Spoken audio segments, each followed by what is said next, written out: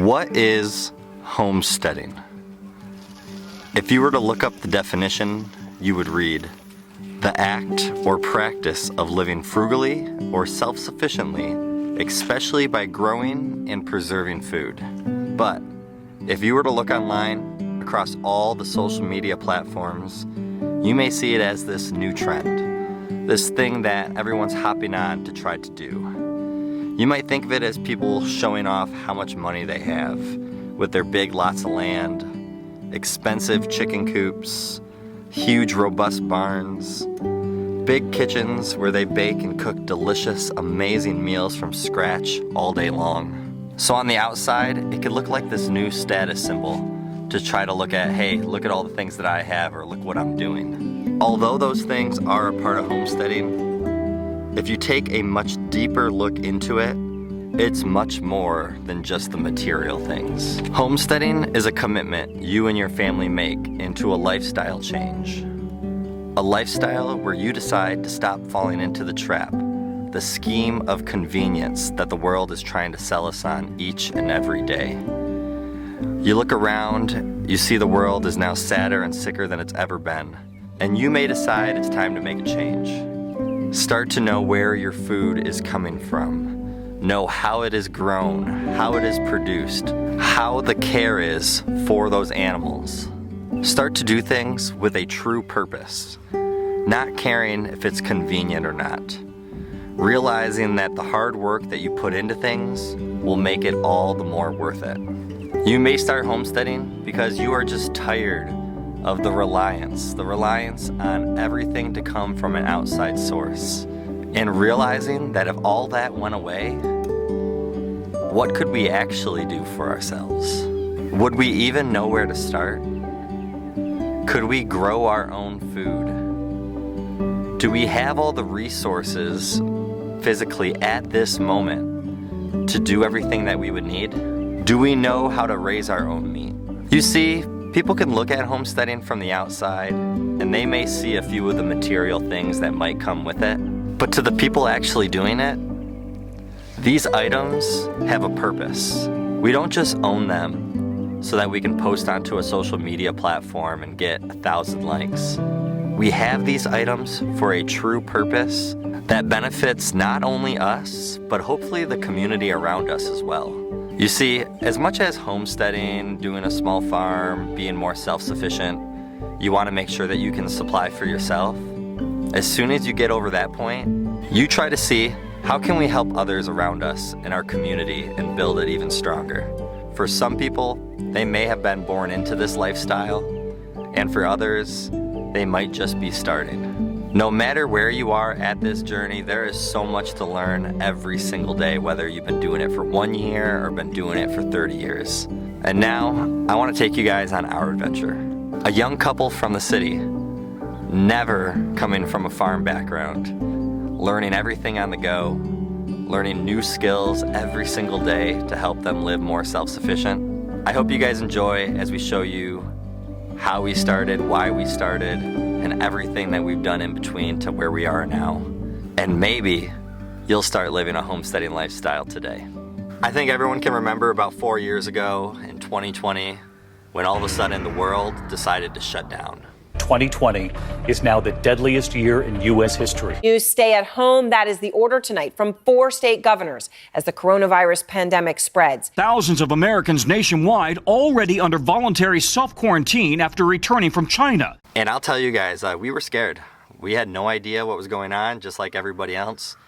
I was working in a hospital at the time, and I feel like being a part of it and actually seeing some of the stuff that was going on, I had more of a visual, and it was even scarier at times. During that time when COVID was going on, there was a lot of spots within hospitals and other jobs where people were getting laid off or furloughed, or they just couldn't, they had to cut down on hours because all these companies were losing a lot of money. Where I didn't work for about 4 months during that time.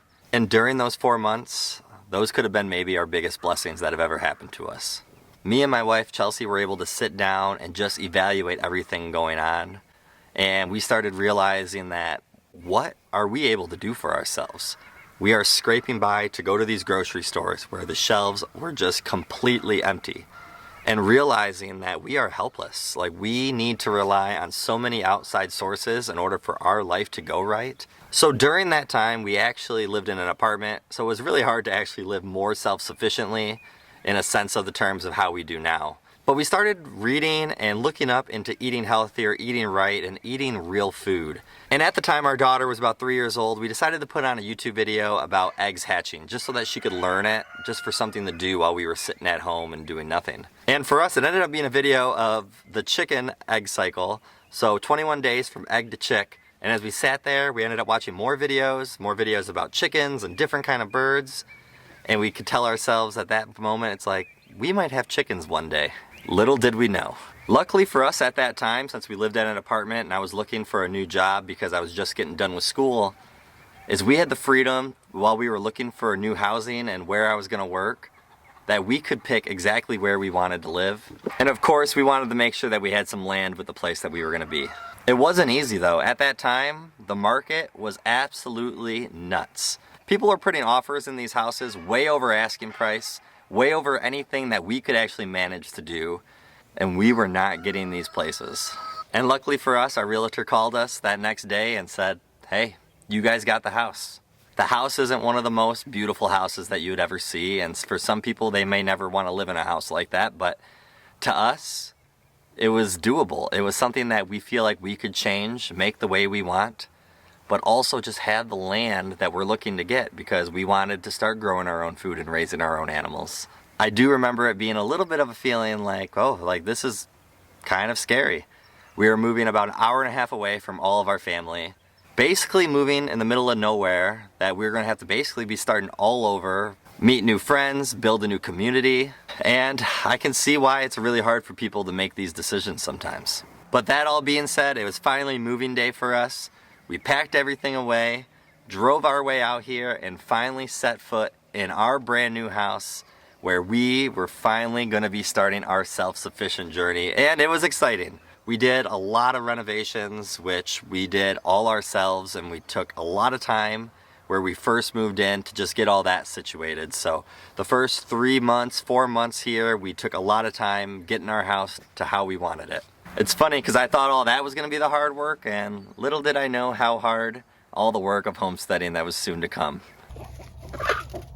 We finally took our very first step or item or purchase into homesteading that year of October 2021 when we went out and bought our very first baby chicks.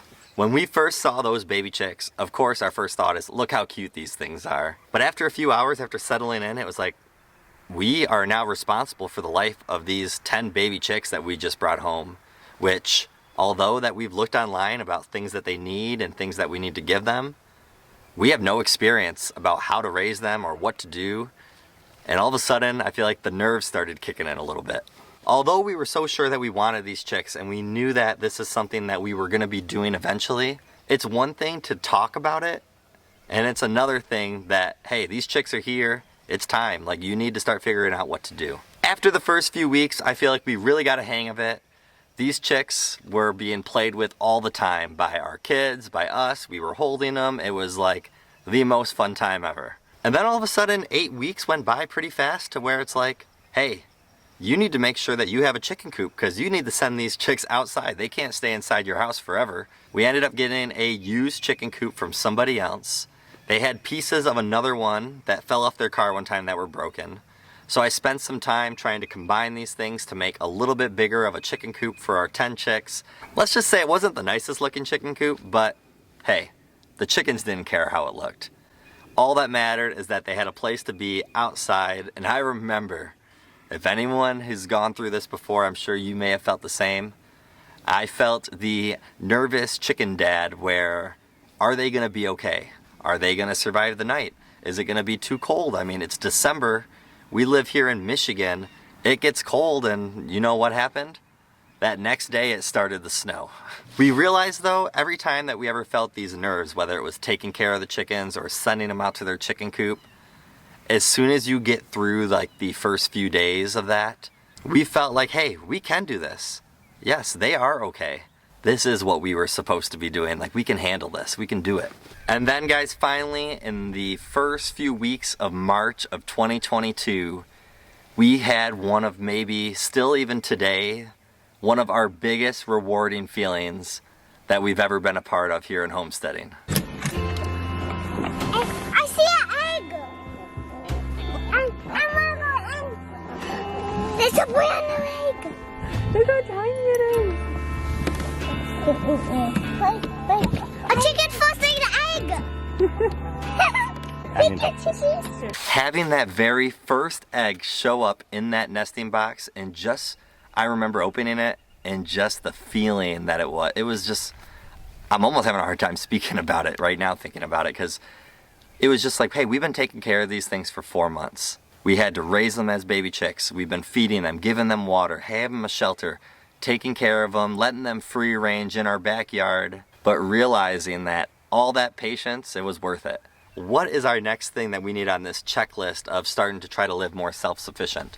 It was time to start a garden. And starting a garden from scratch with no experience and no materials or anything, I'm not gonna lie, it's hard because you don't know anything. And it's just like, where do you start? What do you do? So we figured, let's at least start making some raised garden beds. We didn't really want to plant into the ground because we didn't know how our soil was gonna do at the time. And we wanted to make sure that we could see some kind of benefit from the seeds that we were gonna start. After seeing all the raised garden beds built, I'll tell you what, as patient as it is to wait for raising chickens and getting that egg, starting your plants from seed and waiting all that time to grow, now that is true patience. And this is one that you may not even be rewarded for, which we realized too. After filling the beds with soil and compost, after getting the seeds started from in our house and bringing them outside to transplant them into the beds, and starting to see what was some green in there was very exciting. And for anyone who had a garden, this is true patience. Now you need to spend the time each day to come out and make sure, like if it hasn't rained, you gotta water these. And then you gotta make sure that they're still doing right. And if there's plants that need to be going up on a trellis, you need to make sure that you're guiding them up the way they need to be. And it took a lot of time to wait to start seeing any kind of benefit from it. But once you start seeing the flowers or the veggies start to grow, then it was like, hey, yeah, this is a lot of fun. Our first year gardening was very minimal. We probably had about 5 raised garden beds. We had a few bags just for some strawberries and things like that. And although it was minimal, the amount of like cucumbers that we were getting or tomatoes that we were getting felt like so much because we've never actually had that feeling of growing our own food before. And I can tell you what, it gets pretty addictive. And all of a sudden, like, it was this overwhelming feeling of accomplishments coming in, right? And it just felt like we were getting the hang of this gardening thing and this chicken thing. We ended up getting new shelters for the chickens so that they had a bigger shelter, because on top of our 10 chickens that we already had, we added another 5. And then after that, we decided we needed a bigger coop. So we went out and got this new coop delivered so that they had a nice big coop so that we could add more chickens in the future. The very next big step that we took towards self-sufficiency was raising our own meat. So we went ahead and we got 10 Cornish cross chickens, which, if you guys are not familiar, this is one of the breeds of chicken that people raise their own meat with. They're a fast-growing chicken, so they're highly sufficient if you want to raise your own meat. They grow from chick to about full size in about 8 weeks. So that means that you don't need to keep them very long before that you're able to process them. And I can definitely say at this point, I was really nervous because we went ahead and got these chickens and we didn't have any idea of how to process the chickens. We didn't know anything about how to get them from point A to point B, which means putting them into our freezer. And the second thing about just being weird about it all is that raising animals that you are eventually going to end up eating, and this was something that was brand new to us. It's different than growing veggies and eating those compared to raising an animal as a baby and actually putting them into your freezer so that eventually you can have them for dinner later on. And it was definitely something to wrap your whole brain around. Taking care of these chickens, one reason that you want to be able to raise your own meat is that you know the care that they got. So we wanted to make sure that they were always on fresh grass. So a lot of people like to raise these chickens that they're doing for meat in what's called a chicken tractor. There's many different styles of chicken tractors. If you look online, you will find a whole bunch of different ones. There's about 2 of them that kind of dominate the popularity of what people like to use. And the one that we used was not very tall. It was a very big, large square. And I didn't really go off anything other than just looking at pictures online, and I put something together that I felt was lightweight, that we could drag on the grass, which is important because you want to be able to move it really easy, because these chickens, when they start pooping, they will poop a ton, these meat chickens, because they eat so much. So you want to be able that you can move them onto a fresh piece of grass about once a day, if not twice a day, which takes a lot of work. It's something that you really have to make sure that you have the time and commitment to do. You don't want to get these things and then be like, oh, well, I'm going to go on vacation for a week and kind of forget about them. As soon as you commit to doing this, it was about an 8-week process that we want to make sure that we had enough time to feed them once to twice a day and move them once to twice a day so that they were on fresh pieces of grass and wasn't just sitting in their own poop or in a spot that had a whole bunch of dirt and not a lot of grass for them to pick at and eat at. So we actually went ahead and looked and saw that actually 2 families were going to end up processing their chickens about the same time that we were going to do ours. We actually went over to one of their houses where we were able to bring our 9 Cornish cross chickens over to them. They had all the equipment and we were actually get to learn hands-on with them, which we were absolutely thankful for doing because 1, we didn't have the equipment ourselves, 2, we didn't know how to do it ourselves. And as much as I felt like it was going to be a sad day, I think doing it with a community of people and being able to get together, have just a good time and learn a new skill that we've never learned before made it a little bit easier. And just being able to see all the meat that we were able to produce, it only being 9 chickens at that time, but that felt like so much for us because it's something that we've never done. And 9 full chickens and putting them into a freezer, well, it fills up a freezer pretty quick, and that'll make you realize that you might need more than just 1 freezer. The next adventure towards self-sufficiency that we went ahead and took was maybe one of our biggest leaps that we have done. We went out and got 2 Mangalitsa pigs. So not only were we getting a new animal that we've never had experience with, and not only a new animal, although some people might think of pigs as a smaller animal, I mean, they get huge, and it was a big deal for us to try to figure out how we were going to raise pigs in our backyard that we have. And not only are we raising a new animal, it's another animal that we would eventually be putting into our freezer when it's all said and done. So just another huge step and leap that we were going to be trying to do here. When we first brought the pigs to our property, it was so cute seeing how little they were. They ran around like crazy, and by the time they actually started getting more and more used to us, they were basically like dogs. When I first ever thought pigs, I thought like dirty, smelly, they really can't be loving kind of animals. And I realized those are all just misconceptions because they're actually really smart. They're quite clean, but they are smelly.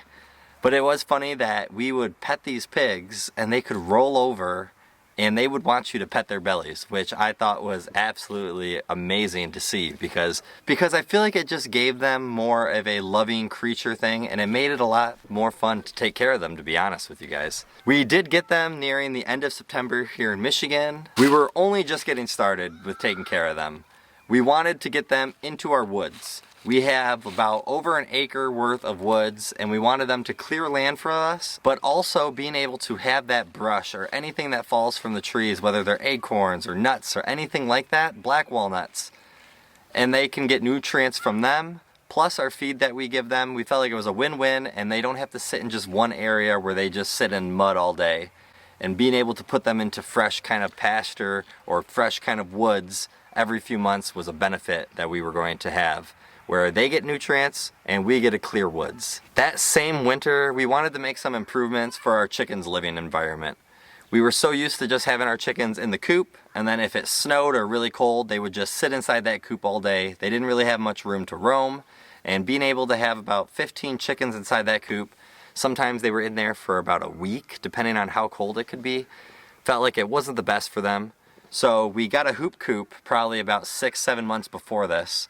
And what we did is we pulled that hoop coop all the way up to the chicken coop, connected the two, then put a clear plastic wrapping around that hoop coop so that they could use that to have the sun still come in, to heat it up almost like a greenhouse type thing during the winter, so it would keep them warm, but also allow them just to be able to have some more freedom, some more movement, And it was definitely something that I feel like really helped the experience of the chickens that winter. After dealing with another really cold temperature here in Michigan, getting through the winter, it was finally time for spring to start up once again.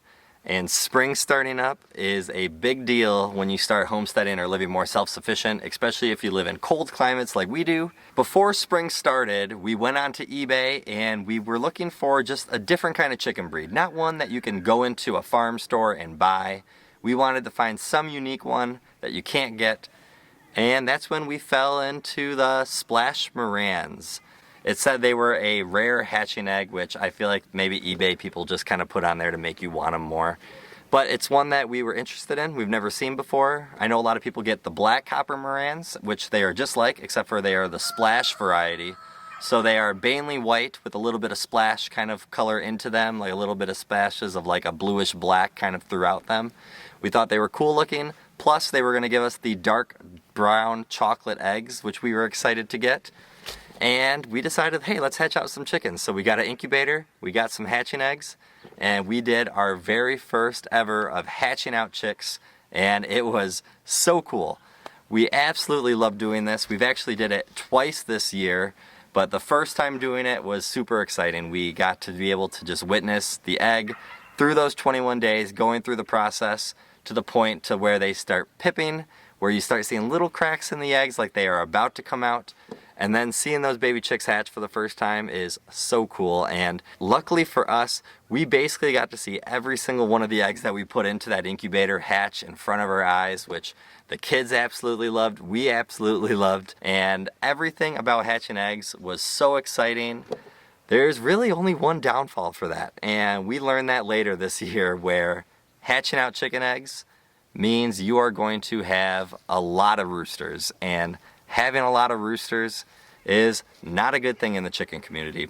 Just depends on what you want them for, but you can't have a lot of roosters, unfortunately. The more roosters you have, they compete for the hens, and they are going to fight each other, and sometimes they might fight till one of them ends up passing away, which you don't want to see. It's a little bit cruel, and Mother Nature can just be like that sometimes, and if you don't understand the balance and how those things work, it's going to happen. And we got close. There were some really bad chicken fights that were going on, and the roosters were really going at each other. And what we decided to end up doing was make a separate rooster coop for all these roosters that we ended up hatching out from doing hatching eggs. And eventually we did them almost like how we did our meat birds, where as soon as they got to a certain size or a little bit older, we went ahead and we processed them so that we were able to put meat into our freezer, give them a purpose. We tried to see if anybody wanted them. The problem with that is that in the springtime, everybody is getting chickens and everybody's getting roosters they don't want. So it's really hard to pass on roosters to people unless they are some kind of special breed. After we hatched out our chickens for the first time, then we went ahead and basically did probably one of our most rewarding things that we did so much hard work together as a family to put it together, which was building our in-ground gardening area, which we really expanded the garden because we wanted to start growing a lot more for ourselves this past year. In order for us to get to this point that we were able to put this huge in-ground gardening area, we actually, when we first brought our pigs to the property, we put them on this area that we wanted to do it. So we basically were able to use them as tillers. They broke up the whole entire ground for us, which worked amazing because then we didn't have to till up a whole ground for an in-ground gardening area. After the pigs were on it, that's when we were able to move the chickens on it next to help kind of fertilize it, scratch it around, get it all prepped again. We really wanted that ground ready to go. After all that, we covered it with a big tarp during the winter time to keep it fresh and keep it ready to go, so that during the spring, it was time to get it all built. We released the tarp, had it all ready to go. We ordered soil in. We started making our lines of how we wanted to do. We started putting a whole bunch of wood chips to give it a good look all around. We put a whole bunch of weed barrier spots in because if you're building a big garden, you don't want to spend time dealing with a whole bunch of weeds. And I'll tell you what, we will do this every single time that we do gardening now because dealing with weeds just makes such an inconvenience. And when you have so many other things going on, it was really all the worth it. But we put so much hard work into building a garden and visualizing it the way that we would like, and seeing it all in front of us and seeing it the way that we would like. When all these plants started coming in, there was so much green around. And it was so cool to see and walk around. We were growing so many tomatoes, so many cucumbers, so many peppers, and so many different things. And it was all that we wanted. We had potatoes in there, we had broccoli in there, we had kale in there, we had corn in there, sunflowers, and a whole bunch of different flowers. Chelsea absolutely loves flowers, and you need them as pollinators, so many different types of flowers in that garden. And we were producing so much for ourselves this past year, which was absolutely so cool to see. The garden looked amazing, and it made gardening season a lot fun having all that. And we are just so excited about it. The hard part about gardening when you expand it to that extent is we had a lot of failures. A lot of things that bugs ended up eating before we were able to actually eat for ourselves. We had a lot of stuff that looked like it was starting to grow and then would just stop. A few things that never grew. And the unfortunate thing with gardening is that as soon as that happens, you kind of lost your time. Like, you can't just go back and try to regrow a tomato again, because it takes such a long time to do it that if that fails, you really can't go back and do it again. Which is a very hard lesson when it comes to gardening, but it makes you want to do better the next year, which we will absolutely love the challenge of doing. So the garden expanded this past year. So of course, what else did we want to expand? How many meat chickens that we were going to raise. We didn't raise it by that much. We ended up getting 16 meat birds this year, but instead of getting the Cornish cross, since after kind of hearing about them, reading about them, seeing that they might not be the most ethical, we wanted to just try it up, try something different. So we went with the Red Rangers, and we ordered them in the mail. We never got chickens in the mail before, which was kind of an exciting thing to do. Bringing those chicks home, it's always a super exciting feeling, seeing those chicks, seeing how cute they are, getting them all ready to go. The only thing I wanted to do different this year is I wanted a chicken tractor that we could access and actually go into. So we took our old chicken tractor that we had, took a little bit of pieces off, had some other scrap pieces around. I turned that chicken tractor into a tractor that was still easy to move, but one that you could actually go into, which made it so much better to take care of the chickens, I felt like. We were able to move them every single day with ease, feed them really well, and I just feel like it looked better for them. Raising meat chickens the second time around, you just had a little bit of a better feeling. But what we wanted to do this year was that we actually did all of it ourselves. We wanted to get the stuff that we needed and process the chickens on our own land now that we had the experience from the previous year, so that eventually maybe we could teach somebody else, or it's just something that we don't have to rely on anybody else for. So it got to that time, and let me tell you, Chelsea was actually about 8 months, going on her 9 months of being pregnant at the time that we needed to process these chickens. But it was as rewarding, maybe a feeling, as we've been able to accomplish, especially something together, me and Chelsea, to do. And on top of doing that for the first time, we decided that we wanted to actually piece them out by like chicken legs, chicken breasts, chicken wings, so that we could save more room in our freezer, because we still had pigs to process at the end of the year that we knew was going to happen here at the end of October, and we were going to need some freezer space. We already did order a brand new big freezer, but we knew that we were going to need that freezer space, and being able to piece these chickens would allow us that, plus would help out for when we do meals. Well, while we're on the topic of talking about this, let's talk about those pigs. After finally taking care of these pigs for about 13 months, it was getting to a time that it was time to process them and get them into our freezer. And I'll tell you what, of all the animals, I know that the chickens are chickens and they are lives too, but these pigs were something different. The connection that I feel like I built up with them over the time of taking care of them, and them being the first pigs that we ever raised, it was hard. We did not do this one ourselves either. It is something that I do want to think about, but it's a little bit harder. It's a little bit more work. And although I feel like we could learn the skills and figure it out, it's something that don't think we're ready for just yet. So we were able to get a company actually to come to our property here in Michigan. The company was called Northern Pathworks, so if you're in Michigan, maybe you can use them. Jason is his name. He came over and he helped process our pigs, take care of them, clean them out, and then send them off to a slaughterhouse where they would do all the cuts for us. And the whole experience was very informational and also just humbling to be a part of. He did such a good job just taking care of the animal, respecting it, understanding that this is not just a thing of meat, and just making sure that you understand that this sacrifice that this animal is doing for our family did not go wasted. It's a really cool and just respect feeling that you get for animals, realizing that it's not just about, hey, we're going to be able to eat bacon. Like that's, although that is something that's a positive, that is not what it was all about for us. So after taking care of both those two pigs though, we finally were able to go pick up the meat that we were able to produce from them. We got 277 pounds back of pork from the two of them. And plus on top of that, we have about 5 to 6 good sized mason jars of lard so that we can be able to cook with. And we tried to make sure that we got as most of a benefit that we could out of both those pigs to not let them go to waste. And the food that it's been able to produce for us has been just such a high quality, and it is definitely something that we will make sure to continue to do, and I probably won't want to eat pork any other way. With winter coming up once again, this time for our chickens, when we had that hoop coop that we were able to put the clear plastic wrapping over, this time that hoop coop was actually being occupied by our second chicken flock, those splash morans that we hatched out with our hatching eggs. Because we want to be able to sell hatching eggs to other people eventually with that flock, we needed to separate the two flocks. So with that being their coop, we needed a whole separate kind of chicken run area for the winter time this time for our main flock.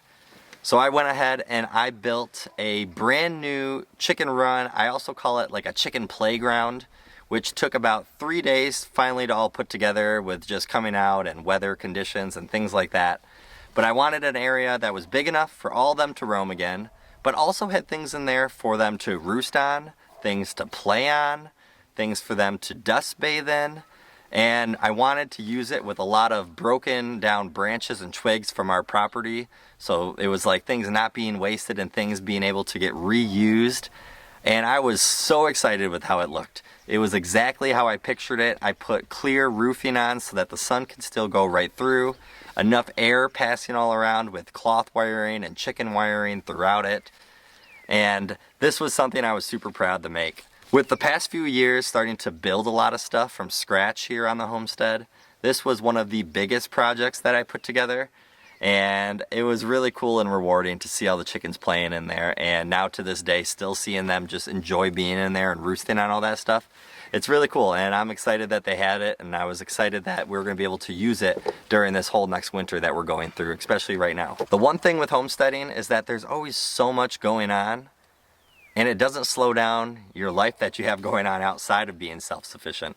The next thing that we got to experience that was going on in our lives was the birth of our 4th child and our 3rd daughter, Nora. Oh, just a second. Okay. There you go. Short cord, okay. We did a home birth, which was actually our 2nd home birth out of our 4 children. And it is so cool to just do it at home and see the whole birthing process and have the whole family be able to be there. The kids absolutely love being a part of it. And we have had 2 of the best midwives in Michigan. We felt comfortable between the whole thing, and it is just, oh man, birth and just seeing those babies has to be one of the most beautiful things that God has created for us. And it is so amazing to be able to just see that and be a part of it. And being at home really makes you just feel more connected than being at a hospital. I can't explain it all, but if you have not experienced this, but you were wondering about it, I'll tell you what, I would say go ahead and do it. Actually, our first time doing the home birth was right at the apartment, right before we were moving. Chelsea gave birth on June 15th to Theo, our 3rd child, 1st son, and the very next day I was signing paperwork for our house that we were moving into. That's how soon after we had so much going on between Theo being born, packing up everything, moving out here, and then trying to figure out what we were going to be doing with all this land and this property. But life doesn't slow down for you. You have to keep going with it. You got to keep pushing. We've been able to keep rolling on even with 2 home births during this time of being self-sufficient, and it has been rewarding. When we look back at those times and then we look at ourselves now and we say, hey, we can't do this, we go, hey, well, maybe we can do it. With all the positive things and rewarding and just humbling things that comes with living more self-sufficient, of course, there's the bad stuff that can happen. And we actually just recently went through this time, which I would call probably our hardest week and worst week we've ever had homesteading.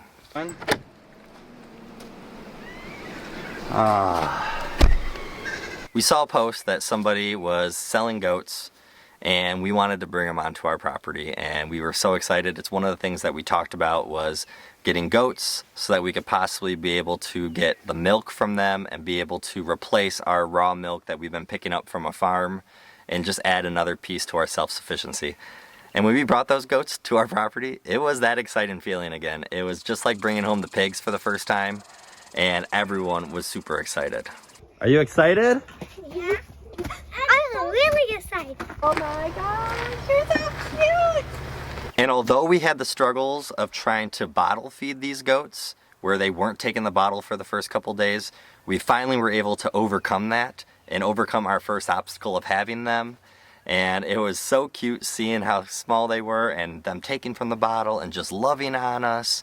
After about 2-3 days of having them, we were getting basically 0 degrees Fahrenheit, if not under, temperatures for about 1 week. We made sure to try to put reinforcements to try to make sure they were as warm as possible. But during that time, we had a chicken from our Splash Moran flock that all of a sudden just looked off. And then one night I saw wasn't even sleeping inside the coop anymore and was actually sleeping outside the coop. So I think all the chickens were picking on him and not letting him in anymore. And I realized he was getting sick. I tried a lot. I tried as much as I could to help him. I tried getting him warm. I tried getting him to eat some raw meat. I tried giving him some egg just to try to get his nutrients up and his vitamins. And everything that I did, although I tried as much as I could, sometimes you try, but that doesn't mean you get the results you want. And I opened up the coop to see our rooster just dead laying on the ground. And that's what started our bad week. About 4 days after that incident, I was at work and I got a phone call from Chelsea to hear one of our goats was dead on the ground and the other one was laying down, foaming at the mouth and not in good condition. As she rushed, gathered all 4 of our kids around, put the goat into the car, trying to get the goat to a vet so that we could get some answers, see if there was anything that we could do for that goat. By the time that she actually got to see the doctor, about 2 minutes into seeing that doctor, the goat passed. And that was just not good feeling. It was just 9 days of having those goats, and we did not have any closure of what happened. We don't know if it was how much we fed. We don't know if it was the cold weather. We don't know if it was a parasite. My daughter said that they saw worms at one point, it looked like, crawling in the one's eye. And I don't know if that's to be true, but I believe that would be parasites. And we just don't have the answer of what happened. And it was definitely the worst moment of homesteading. It's one of those moments that makes you go, is it worth doing this anymore? Is it something that we feel like we're capable of doing? You start questioning your own abilities. But it was sad to see those 2 goats and to realize they were under your care, your responsibility, and to only have them for 9 days and then that happened to them. It's hard not to feel guilty that it was our fault. I think Joel Salatin might be the one that says this, but if you have livestock, eventually you're going to have dead stock.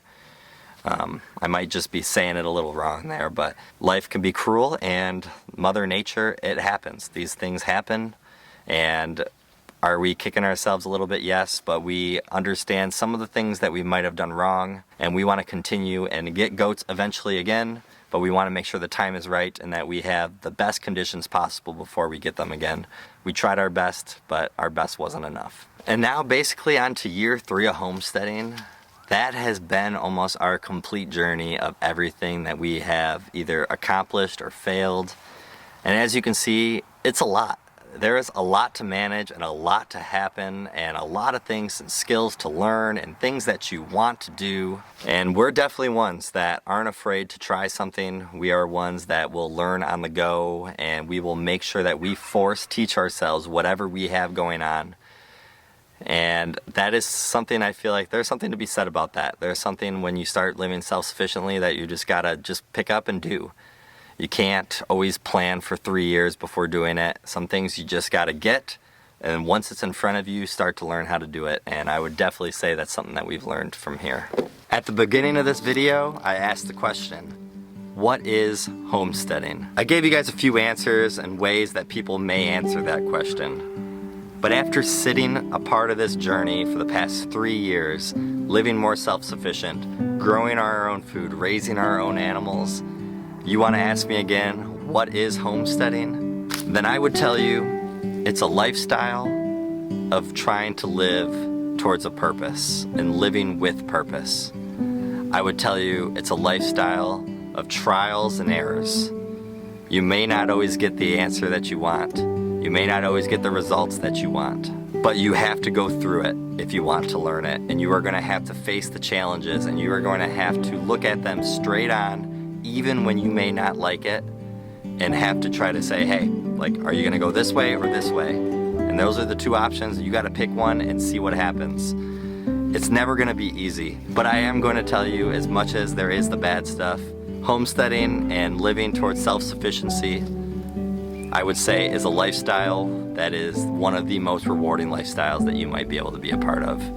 You are going to see so much of the hard work that you put in, whether it's growing food, raising the animals, building something, making things from scratch. All that time that it takes to put into that, all the work, and building up, and then finally seeing those results and having the patience to see those results is so much more rewarding. In a world where we have everything at the click of a button that's on our phone, or we want something you can Google an answer and get it right now. With homesteading, you can't just buy a chicken and get an egg tomorrow. You have to buy them as a chick, raise them, and then after about 4 months, you get the egg. For growing your own food, you have these tiny little seeds that you put into the soil.